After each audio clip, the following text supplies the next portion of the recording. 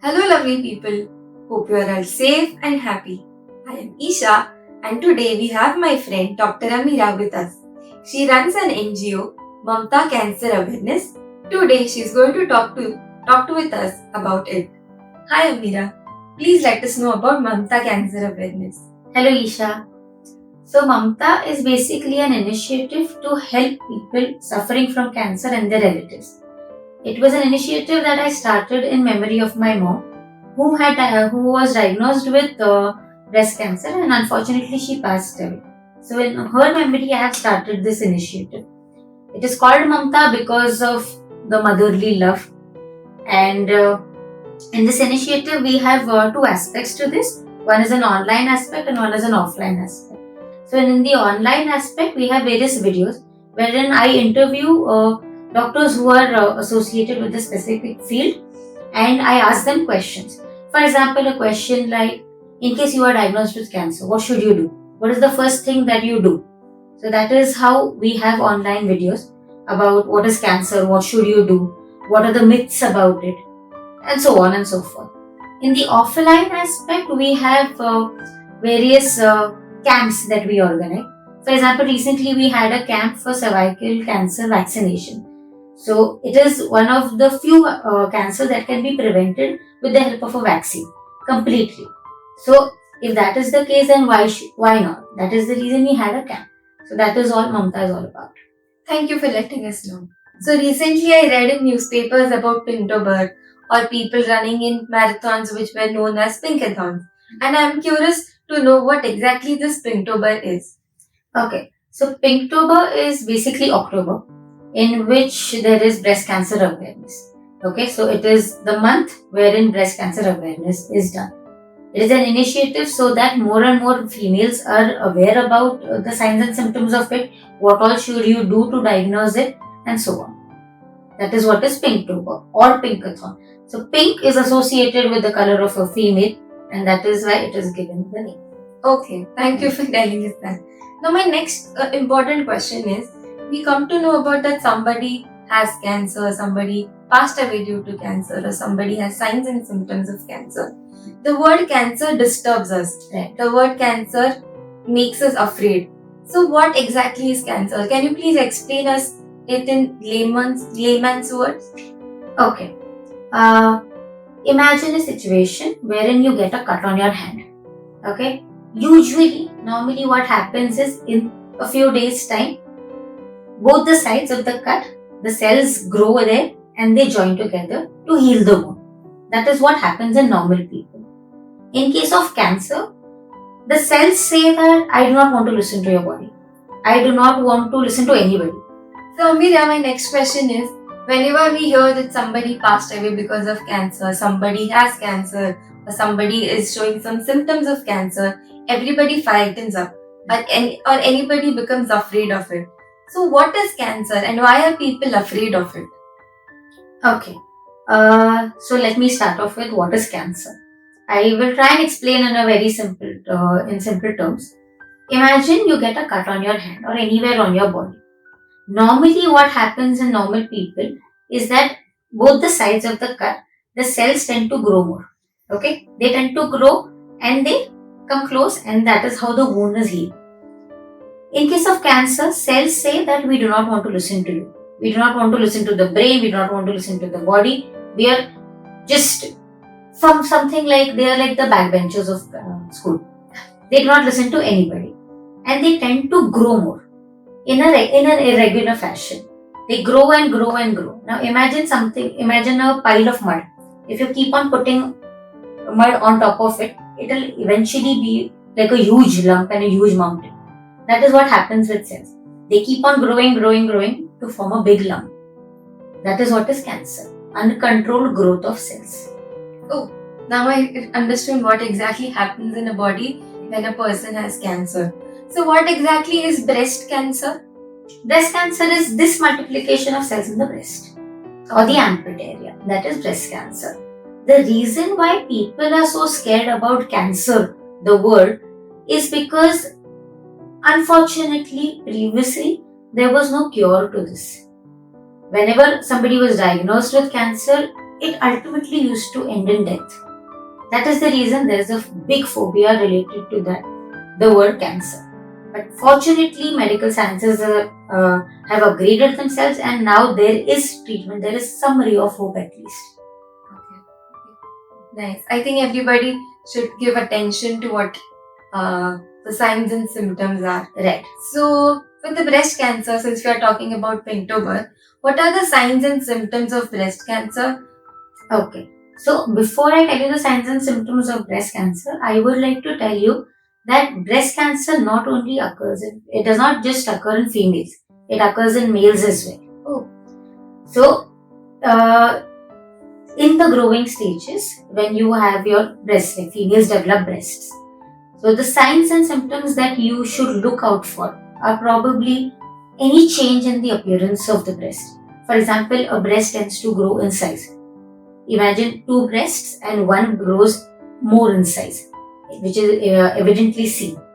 Okay? Or probably you feel a lump in the breast. Or around the nipple area you see some fissures as in cracks, wherein they bleed. These are all the signs and symptoms of breast cancer. There can be oozing. Then the nipple can get inverted. So, all of these signs, you should be very careful and you should be cautious about them. So these signs are like self-examining yourself? Yes. So what duration or how much interval a person should go for self-examination? How frequently should a person self-examine? Okay, so whenever a girl, when she gets into her puberty stage, as soon as she starts developing breast, she should check for herself. She should look at herself in the mirror and then see her breast. Observe, just be comfortable with your body. Know what is happening in your body. See your breasts, are they fine? Do you feel anything? And doing it every week is also good. Okay, especially what happens is when it comes to older people, usually, our previous generations were not that aware. So they don't do it. So it is our duty as, the younger generation to make them aware about it. And one more thing that I would like to add is the smaller size breast cancers are not noticed in case of self-examination because they are deeply seated. They are quite inside. So if something is too inside, we will not be able to feel it from the outside.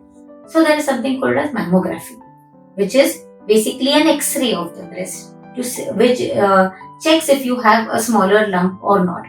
But that should be done at a later stage, probably after 35 years of age. Amira, what is the treatment for breast cancer? Okay, so there are 3 types of treatments. One is the surgery. Actually, if you just remove the lump. Okay. Second is chemotherapy. Third is radiation therapy. So, surgery, like I said, is you surgically remove the lump. There's an operation to it. The second is chemotherapy. Chemotherapy is you use drugs to reduce the size of the lump. So, imagine your breast is this much and your lump is this much. So, if you remove that big a lump, naturally, not much is going to remain. So, what happens with chemotherapy is you tend to shrink. Okay? With the help of medicines, you reduce the size and then you remove it if needed. And radiation is also similar. You kill the cells with radiation. So, that is how these 3 treatments are there. They can happen in any sequence. Usually, if the size is huge, first they do the chemotherapy, radiation and then surgery. If at all it is too big, then surgery is planned first and then to remove kill the remaining, chemo or radio is done. So that the oncologist and oncosurgeon, they decide. Okay. Sorry to drift you away, but this is a very personal thing, but I'll still share with you, is that I stopped wearing a wired bra with a fear of getting affected by breast cancer. Is it really true? No. So, wired bras, underwired bras do not cause breast cancer. You can wear whatever bra you want to wear without any fear. Also, antiperspirants, deodorants, they do not cause breast cancer. So, these are the things that people have just, assumed. They're myths. Do not believe in that. Another myth is that only females get breast cancer. That is not true. Even males have breasts and they have the possibility of getting breast cancer. Not all of them, Not as much as females, but yes, males also get breast cancer. And one more thing that I'd like to mention, like I said previously, that there is something called as mammographs. So many people are scared about mammographs. They feel that there is radiation exposure and it will harm us more. That is not the case. The radiation dose or the dose which is given in case of mammography, it is too low. It is for diagnostic purpose. It is not to kill your cells or anything of that sort. So it is absolutely safe and pain free. Okay. Before the treatment, you said that one can self-examine themselves. So can you please tell us more about it? Sure. We'll do it together. Okay. Yeah. So take your right hand. Okay. Like a palm. Okay. Now your right hand will go on your left breast. Okay. And your left hand will go on your right breast. Let's check the left breast first. Okay. With your right hand. Hold it like that. Now you have to make it a point that this part is the part that checks your breast. Not this, not this. Plain, straight fingers. Okay. You will do something like this, like circular motions on each area of your breast to see if you have any lumps. Okay. Now naturally, if you do this, you check like that, you are going to feel some lumps. Okay, because that is a normal anatomy. But when you check like that, you will naturally feel if there is an abnormal growth. You should usually do this from the center till your armpit. Okay. Okay. And from your collarbone to the rib cage. Okay. Okay. This is the location wherein you check your breast. Preferably, it is always done after your periods. Okay. Because during the menstruation, your breasts undergo changes. Your breasts are sore. You might complain of pain sometimes. So, usually do it after your periods. Okay. And that is how you check. So, right hand, left breast, left hand, right breast. Okay. Next. So, thank you. Yeah. I hope all of us understood how to self-examine our breasts. Amira, can you tell us how frequently we should do this?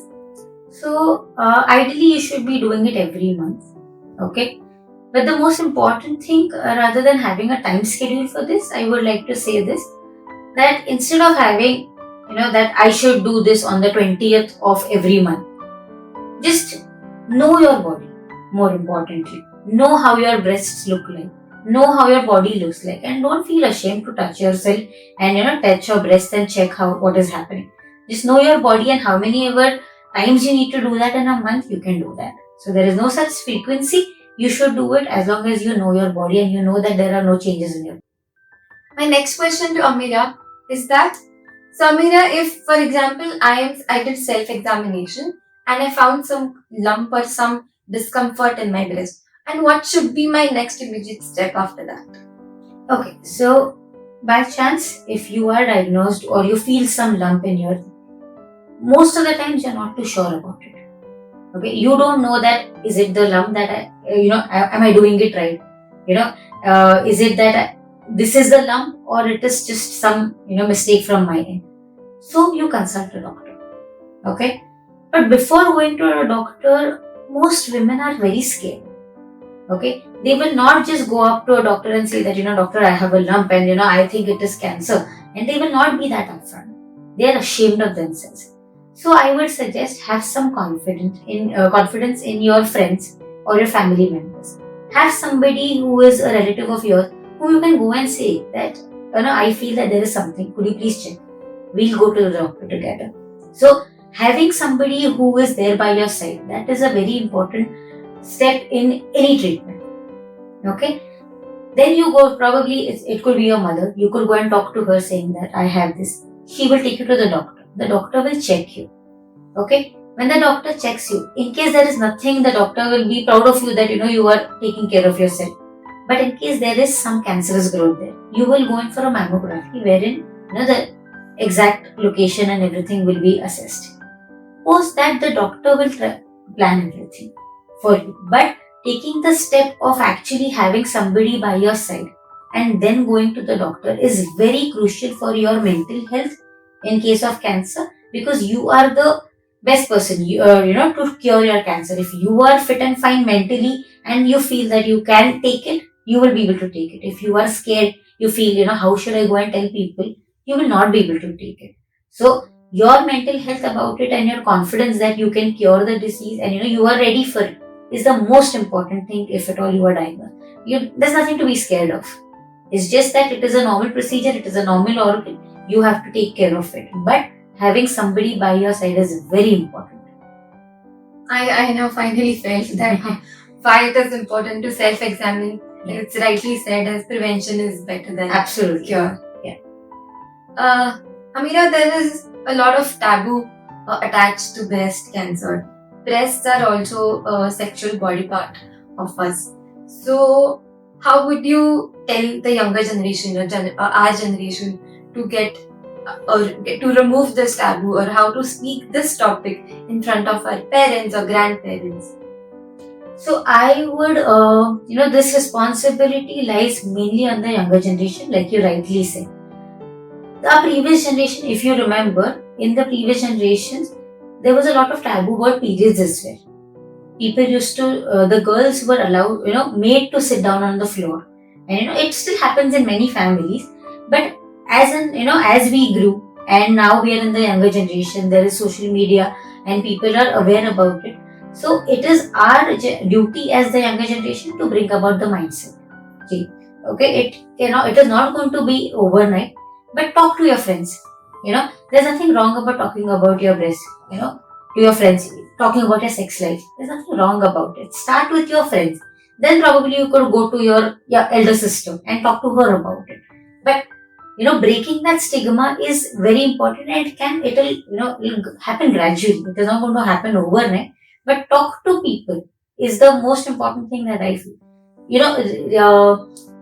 Previously people used to not talk about periods. Now we talk about that.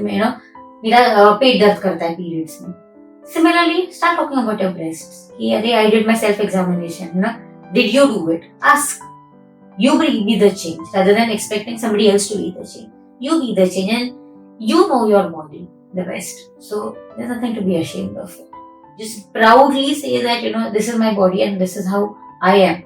And tell your parents as well, your mothers, ask them, do you do your examination? Let's go and get a mammography done. You take that step because you can bring about the change.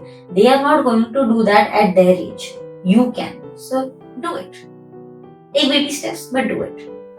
Thank you, Amira, for this. Yes.